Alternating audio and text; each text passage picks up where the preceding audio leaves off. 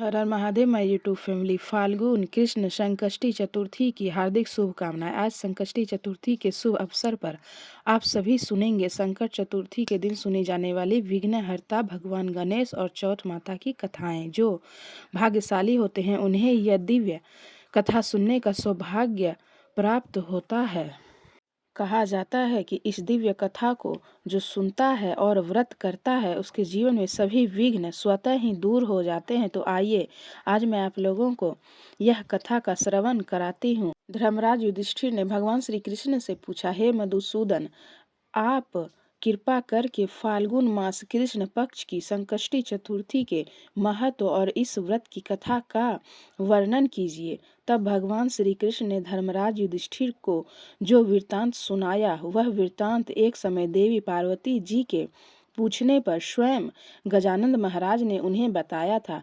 भगवान श्री कृष्ण धर्मराज युधिष्ठिर से कहते हैं, हे युधिष्ठिर महाराज, अब मैं इस पवित्र व्रत की कथा का वृत्तांत सुनाता हूँ, ध्यान पूर्वक श्रवण करो। एक बार देवी पार्वती जी ने विघ्नहर्ता भगवान गणेश जी से पूछा, हे गजानन, फाल्गुन कृष्ण चतुर्थी को गणेश जी की पूजा कैसे करनी चाहिए? इस महीने में किस नाम से पूजन होता है और आहार में क्या ग्रहण करना चाहिए? तब गणेश जी ने कहा, हे माता, फाल्गुन चतुर्थी को हेरम्ब चतुर्थी के नाम से गणेश जी की पूजा करनी चाहिए। पूजा का विधान पहले बताई गई विधि के अनुसार ही करनी चाहिए। इस दिन खीर में कनेर के फूल मिलाकर गुला बांस की लकड़ी से हवन करना चाहिए। विद्वानों का मानना है कि आहार में घी और चीनी लेनी चाहिए। इसे संबंधित एक पूर्व काल का इतिहास सुनाता हूँ। युधिष्ठिर महाराज के प्रश्न के उत्तर में जैसे श्री कृष्ण ने कहा था उसे मैं सुनाता हूँ। भगवान श्री कृष्ण कहते हैं कि प्राचीन काल में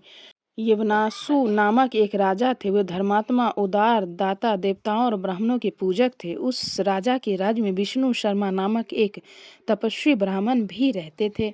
वेद, वेता और धर्म शास्त्र से उनके 7 पुत्र हुए जो सभी धन धान से समृद्ध थे, परंतु पारंपरिक कलह के कारण सब अलग अलग होकर रहने लगे। विष्णु शर्मा प्रत्येक पुत्र के घर में बारी बारी से एक एक दिन भोजन किया करते थे।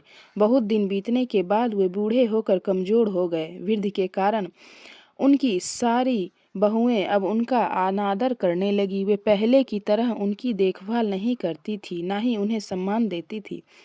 अब विष्णु शर्मा तिरस्कृत होकर रोते रहते थे। फिर एक समय की बात है, विष्णु शर्मा गणेश चतुर्थी का व्रत रहकर अपनी बड़ी पुत्र वधू के घर गए और उन्होंने ब्राह्मणों ने कहा कि हे बहुरानी, आज गणेश जी का व्रत है, तुम पूजन की सामग्री जुटा दो। गणेश जी प्रसन्न होकर तुम्हें प्रचुर धन देंगे।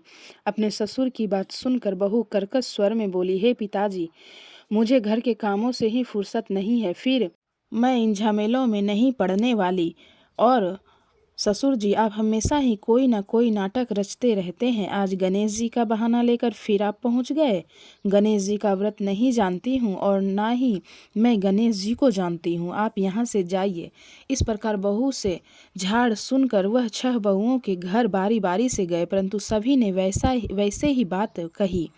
सभी जगहों से अपमानित होकर वह कृष्ण काय ब्राह्मण अब बड़े दुखी हुए। उसके बाद वह अपनी बहू के घर जाकर बैठ गए। छोटी बहू बहुत ही धनहीन थी। वह संकोच में पड़कर अपनी छोटी बहू से कहने लगा कि अरे बहू रानी, अब मैं कहाँ जाऊँ? 6 बहुओं ने तो मुझे फटकार दिया।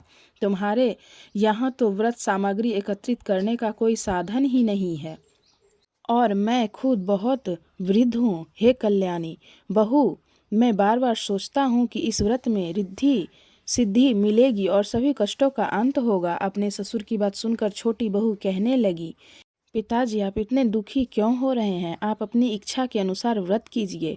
मैं भी आपके साथ आज संकट नाशक व्रत करूंगी।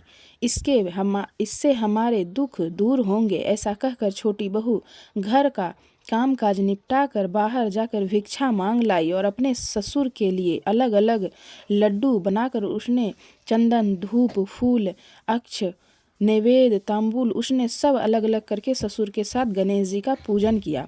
पूजन के बाद उसने अपने ससुर को सम्मान पूर्वक भोजन कराया। भोजन के अभाव में स्वयं कुछ ना खाकर वह निराहार रही। भगवान गणेश कहते हैं, हे देवी, अर्धरात्रि के बाद उसके ससुर विष्णु शर्मा को दस्त होने लगा, जिससे उसके पैरों पर छींटे पड़ गए। उसने ससुर के पैर धुलाकर शरीर पोंछा और दुख करने लगी, मुझ अभागने के कारण आपकी ऐसी दशा क्यों हुई है पिताजी? रात को अब मैं कहाँ जाऊँ? मुझे अब पाप ही लगेगा, कोई उपाय बतलाइए।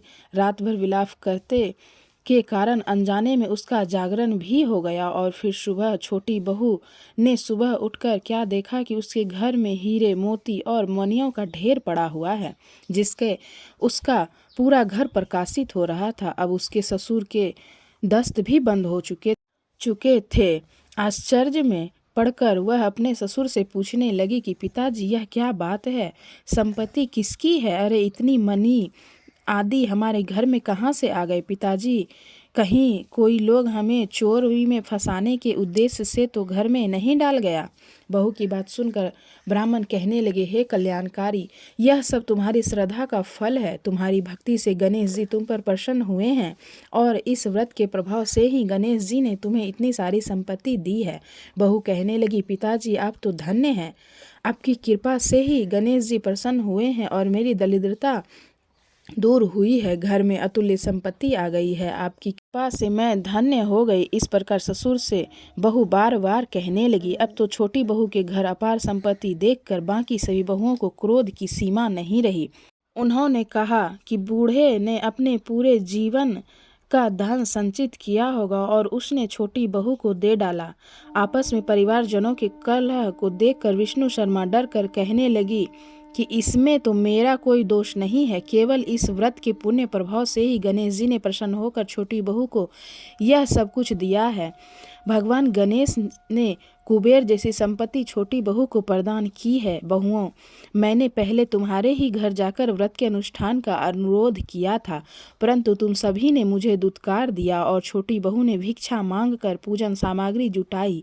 इसके ऐसा करने से गणेश जी प्रसन्न होकर आप इसको संपत्ति प्रदान की है। भगवान गणेश जी देवी पार्वती से कहते हैं, माता, उस ब्राह्मण के 6 पुत्र दरिद्र, रोगी और दुखी हो गए, केवल छोटा पुत्र ही इंद्र के समान भाग्यशाली बन गया। अब तो 6 बहुएं आपस में होड़ करते हुए फाल्गुन कृष्ण गणेश चतुर्थी का व्रत करने लगी। इस व्रत के पुण्य प्रताप से वह सब धीरे धीरे धनवान बनते गए। इस प्रकार दूसरे लोग भी जो इस व्रत को करेंगे उनका घर भी धन्य धान्य से भरा पूरा रहेगा। भगवान श्री कृष्ण धर्मराज युधिष्ठिर से कहते हैं, हे पुरुषोत्तम युधिष्ठिर, गणेश चतुर्थी व्रत के प्रभाव से राज्य की कामना करने वाले को राज्य की प्राप्ति होती है। इसलिए हे राजन, अब आप भी इस व्रत को शीघ्र ही कीजिए। फल स्वरूप आप सभी कष्टों से छूटकर राज्य का सुख उपभोग करने लगेंगे। तब श्री कृष्ण जी के मुख से इस पवित्र कथा को सुनकर युधिष्ठिर महाराज बहुत प्रसन्न हुए और व्रत करके गणेश जी की कृपा से वह अखंड राज्य के अधिकारी हुए। फाल्गुन कृष्ण पक्ष संकष्टी चतुर्थी व्रत का कथा समाप्त हुई। तो आप लोगों को कैसी लगी यह कथा? कमेंट बॉक्स में जय गणेश जरूर लिखें। हर हर महादेव।